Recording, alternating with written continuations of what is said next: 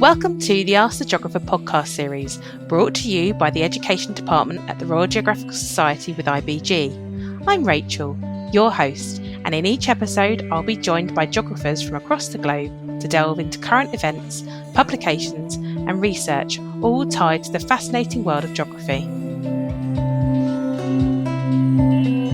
Today I am joined by Sophie Blake, Head of Geography at Channing School in London. Sophie has recently created a scheme of work exploring the history of Battersea Power Station, incorporating themes such as exploring a sense of place and how past connections can influence present connections in and around the area. This scheme of work also includes the opportunity to visit Battersea Power Station so that pupils can experience these geographical themes firsthand. Sophie, welcome to the podcast. Thank you for having me. So, Battersea Power Station has undergone huge transformation in the past few decades. Why do you think Battersea Power Station makes such a rich site for a geographical inquiry?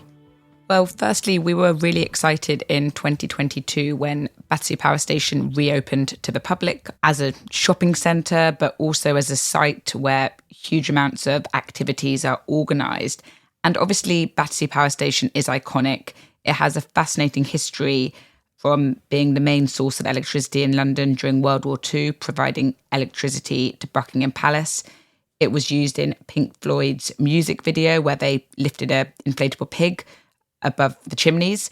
And even in the Olympic opening ceremony, as the video shot along the Thames, it zooms in on Battersea Power Station. So it's such a huge part of the London skyline. And when it reopened, we're a school that is on the Northern Line. And with the new station on the Northern Line, it's really easy and accessible. It's on the main river. And we just thought it's a new extension of fieldwork opportunities in London. Gone are the days when loads of schools went to the Docklands. Now we go to the Olympic Park with our GCSE group. But we thought actually here's a new place in London where we can take Key Stage 3 and it's a really enjoyable day. I'd also add, of course, the fieldwork is the primary and most important reason for this trip. But we were able to use Battersea Power Station to add elements of fun, going up Lift 109, looking at the panoramic views, and also getting the Thames Clipper along the river with the students, looking at kind of the modern elements of London, but combined with the heritage and the older buildings as well, which kind of adds an element of excitement to the day. So how does the scheme of work help pupils understand ideas of place and identity and urban regeneration? When the specs changed back in 2016 and we were redesigning our GCSE and A-level syllabuses, we also really started to think about what we were feeding the students lower down the school. And we wanted to make sure that our Key Stage 3 curriculum was really fit for purpose. I think, in the past, schools would take Key Stage 3 geographers out to places for fieldwork, but actually were they conducting fieldwork? And we were really interested in the route to inquiry and basically following the same pattern that we follow at GCSE, but bringing that down into Key Stage 3. So with this particular scheme of work, it's pretty much a term of Year 8 in the spring term. And rather than teaching, what is Battersea Power Station, of course, there's a bit of it. They start off looking at a timeline and, how the past connections have influenced the present. And of course, it's been designed because of the planning restrictions using, the same building structure and so on. But we really thought about actually we can bring in some of those themes that we teach in Year 12 in the A-level changing spaces, making places topics. And we look at how past connections can influence present connections. We also, and I'll come into the methods of fieldwork later, but we look at the theme of sense of place and then linking to GCSE the concepts of urban regeneration. So, we tell the Year 8 students, well, what you're doing now is actually parts of geography that you won't see again necessarily till you're doing GCSE and A-level. And I think, that really kind of piques their interest and they're thinking, wow, this is really great. We're doing something that students much older than us would do. And then, the hope for us is when they get there, they will have a little bit of a memory of what they did lower down the school. So you talked about this is very much aimed at Key Stage 3 with the idea of moving on to GCSE and A-level. How do you feel this scheme of work does align to the Key Stage 3 geography curriculum specifically? So we wanted to, as I've mentioned, make sure that the skills that our students are kind of getting in Key Stage 3 will help them at GCSE. So effectively, we've mapped out, we do the AQA GCSE and we've mapped out all of those skills. and we look at where we can fit them into the Key Stage 3 specification.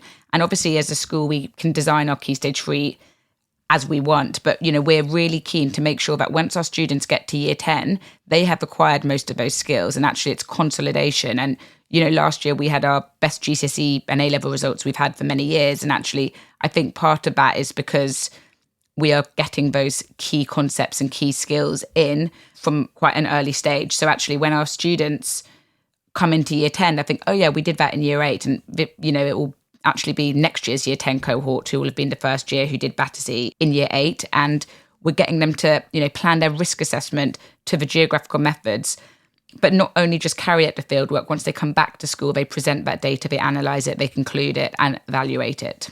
So if we think a little bit further into the actual skills, what other geographical skills, maybe data collection or GIS, spatial analysis, do your children get exposed to? So before we go, we look at historic maps to try and show them how this was used in the past. When we take the students out, we try to use Survey 123 to get them collecting geolocated data. But we found that with year 8, that was possibly too young for them to have phones with them or iPads out. So with them, we actually used a booklet, but then once they come back to school, we can show them using ArcGIS how we can geolocate that data. But again, I'll come on later. We took the year 12s with us this year, and for them, it seemed much more kind of appropriate for them to have a go playing around with Survey 123 and collecting geolocated data. And although not necessarily using GIS, I dissected the map of Battersea Power Station into 3 areas. So the shopping centre, the kind of urban area around it, and then the green spaces, so that the data that they were collecting was stratified sampling. And therefore, we could geolocate the presentation of the data once we got back to school. Fantastic. So let's talk about the day when they're out in the field work. What does it look like? What would the pupils be doing when they're on site at Battersea? So we arrived split up into 4 groups, and they've each got their own timeline of where they're meant to be at different times, so we're not overcrowding. And each student was given a booklet. And in terms of the field work, I tried to make this creative geography fieldwork, and I used 2 books from the Geographical Association, which are titled Creative Fieldwork, and one of them only came out, I think, about a year ago. And the fieldwork is really different to, what the students' parents or my colleagues would have done when they were at school. So in some ways, it's kept very simple for the year 8 students. They are only in year 8. But we also took along our year 12 students because a lot of these methods, they could potentially apply to their NEA. So things that they did was an aroma test where they were given an aroma map with lots of different smells on. They have to take a sniff in 3 different parts of Battersea Power Station and think which smell most aligns. Now, of course, it's so subjective. And when we come to limitations, they're right about that. And some students did struggle thinking, well, I'm not sure what I'm smelling, or the smell isn't there. And again, tell them that's brilliant to use in your evaluation. So they do the smell test, they do a decibel test. We give them a grid whereby there's pictures and they need to work out the decibel just so that they weren't, on using their phones. But of course, using an app would be a more accurate way of doing that. We do a mood map in the 3 different areas. So how is your mood affected in each of these areas? And when we're back at school, we discuss, well, was your mood affected by your, what happened before you came to school or the journey to get to Battersea Power Station? And again, we really evaluate each of those. So those were 3 fairly simple, quick kind of tick boxing. Then I created a bipolar survey, which was 2-fold, had sense of place elements and sustainability elements. And I will put all of this on the RGS website. And again, the students just tick box individually as they go through that, and then they can add up their scores so they can see at the end which area they thought was more sustainable, had the best sense of place. And we introduced that geography to them before they came. And then we also got the students at different points to do a sketch map.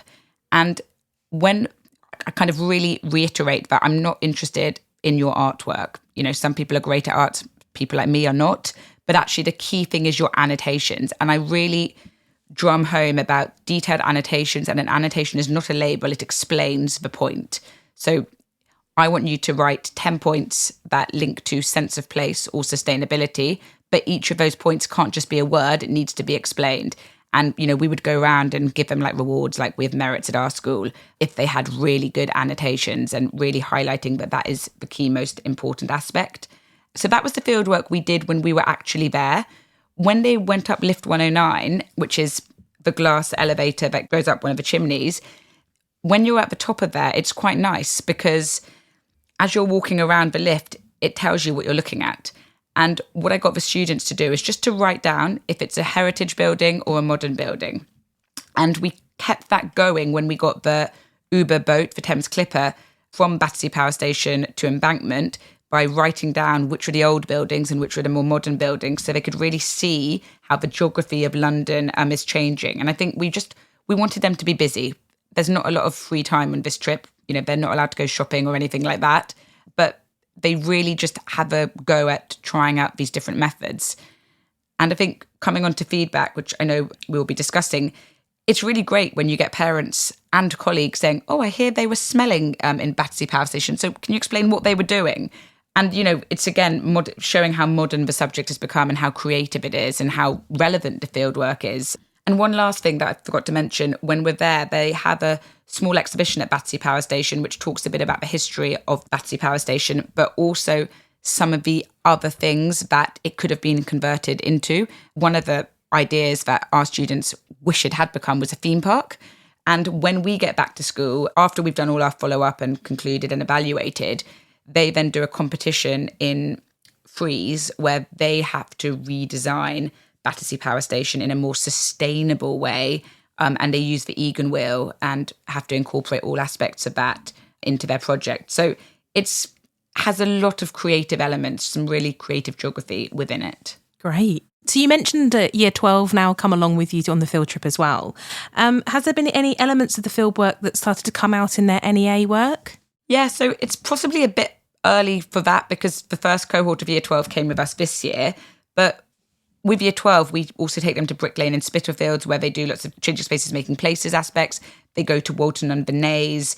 And we just felt that bringing them to Battersea Power Station had a few advantages for them. So first of all, they could see these new creative fieldwork elements, which, I'm sure many of them, if they do a human NEA, will want to incorporate because it just gives them much more data. But we also wanted to make it useful for them. So for some stages, they were with the Year 8s, and that was a really great opportunity for the Year 8s to actually hear what the A-level geographers are doing and understand a bit more what they're doing, where that can lead to. And I remember going to an RGS Teach Meet a few years ago where someone spoke about actually the advantages for the promotion of our subject in school in getting older students to speaking to younger students is really helpful. But we, of course, wanted to make this a really useful day for Year 12. So they, before they went on the trip, had a few lessons on how to write a really good questionnaire, which I remember at university doing a module on. And then they wrote a questionnaire based on their changing places topic. And they then had a section of the day where they went and found people to answer their questionnaires. And again, then they used that data to follow up back at school. So some really useful geographical methods for them to then independently use in their NEAs, which they're about to start planning. Great. You mentioned some of the feedback you had about sniffing the air. What other feedback have you received from teachers or pupils that have piloted this scheme so far? I think students love getting out of school, and geography, we're so lucky that we have a fieldwork element to it. They were extremely positive. They really enjoyed the day. We had one slightly comical moment the first time we took the trip because Gordon Ramsay was actually filming in a restaurant opposite Lift 109, and we did have a lot of students coming back saying, oh, it was amazing, we saw Gordon Ramsay, and I'm thinking, hold on, but what about the geography? Can we go back to that? But they really enjoyed getting out of school. They enjoyed the field work. I think, the field work, they could take ownership of it. They could do it. They didn't have loads of questions. They knew what they were doing. Going up Lift 109 was, obviously an amazingly fun part of it for them, but actually also really educational. There's an immersive kind of exhibition before. They watch an incredible video which has kind of, lights and lots of kind of sound interactions beforehand. So that was really positive. Staff who came on the trip, again, the non-geographer staff, I think found it really fascinating and interesting. And again, parents when you speak to them are, wow, my child had a really excellent time on that trip. And interestingly, this year, I met another school there doing geography fieldwork. So I think the word is getting out that this is a new place in London and it's a great opportunity to take your students there for fieldwork. Definitely. So what advice would you be giving to teachers looking to bring more of a place-based learning into their teaching? I think it's really important to take students to places that are local to them. And, even wherever your school is, even if it's in your school grounds, you can do some fieldwork with them. And I think that's really helpful where possible to draw links to the topics that they are studying. So, whether you're near a river, a coast, or a different city or any urban area, really important taking students there, but also really important to explain why they're doing it and what they're doing. But I would also say that virtual fieldwork, can also be helpful if you can't get your student out. The RGS on their website have lots of story maps, and there's so many amazing resources now online that can help to prepare fieldwork as well. With our GCSE cohort, we often go to Field Study Centre, which, they can be amazing at taking some of that pressure away with the fieldwork, but also they're really well resourced. So there's a huge amount of resources, and I just wouldn't be afraid of taking students out and doing as much fieldwork as you can, because students get a lot out of it. Definitely. Sophie, thank you so much for your time today. Tackling a whole new topic and bringing it to life in the classroom and in the field is a huge challenge, and we appreciate the time and efforts taken for you to create such a wonderful material to help engage our geographers with their place. And we very much look forward to hearing more about what you'll do in the future, as well as seeing the resources on our website. Thank you very much. Thank you for tuning in. If you enjoyed this podcast, don't forget to subscribe to the Ask the Geographer podcast series on soundcloud.com or your preferred streaming platform. Dive deeper into the world of geography and stay informed with our wide range of resources, many of which are available for free. School membership grants access to even more resources, including online lectures and supporting materials for both teachers and learners. Explore our resources and discover our additional offers for education at www.rgs.org/schools.